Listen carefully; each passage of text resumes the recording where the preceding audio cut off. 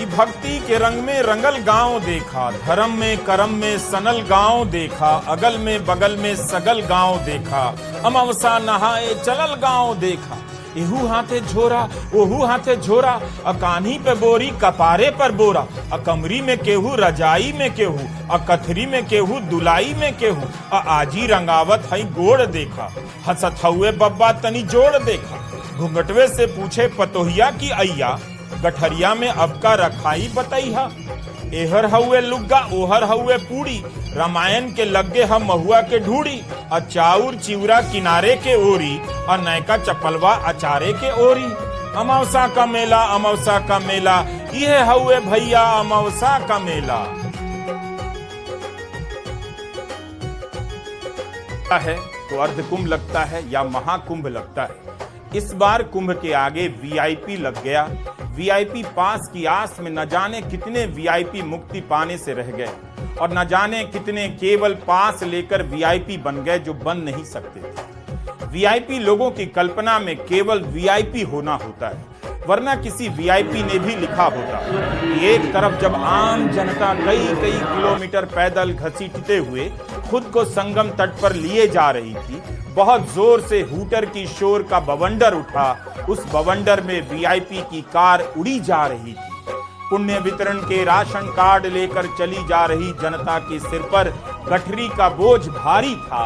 अपने को बचा बचा कर खर्च करती हुई घाट तक चले जाने का जुनून सर पर तारी था। और इधर वीवीआईपी के खाते में पुण्य यूपीआई से डायरेक्ट धनाधन क्रेडिट हुआ जा रहा था।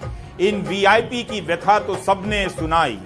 माया लोक के प्रपंचों में बिना वारंट के गिरफ्तार हमारे ये वी और वीवी प्रकार के 2 आईपी गंगा की अदालत में डुबकी लगाते रहे, माया मोह से मुक्ति के लिए छटपटाते रहे। कितना कुछ देखने को था कुंभ में, हम वीआईपी ही देखते रहे, वीवीआईपी ही दिखाते रहे। वीआईपी के आराम के आगे आम आदमी की तपस्या पीछे रह गई।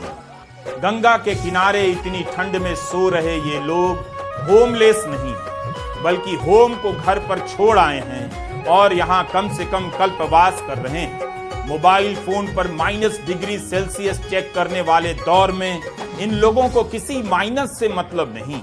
इन सभी ने सारी रात ठिठुरने की चुनौती स्वीकार की है और अपना बिस्तर नदी के किनारे फैला दिया।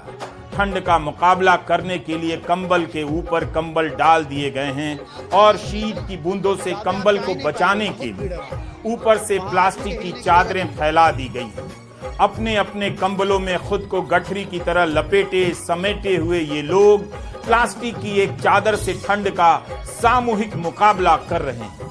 कुंभ केवल स्नान नहीं, स्नान के पहले और स्नान के बाद भी बहुत कुछ। इतनी रात कौन यहाँ सो सकता है?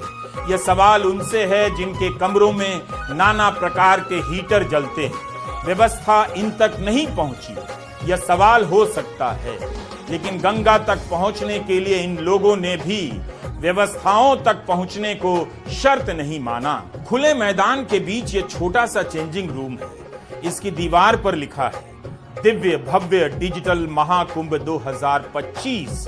सामने वही प्लास्टिक की चद्दर और लोगों का सामान पड़ा हुआ है।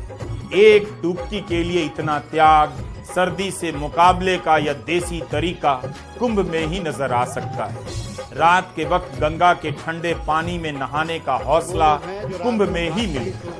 गीजर के गर्म पानी से नहाने वाले शहरी संसार में लोग आज भी ठंडे पानी में नहा रहे हैं, लेकिन कुंभ में स्नान ही एक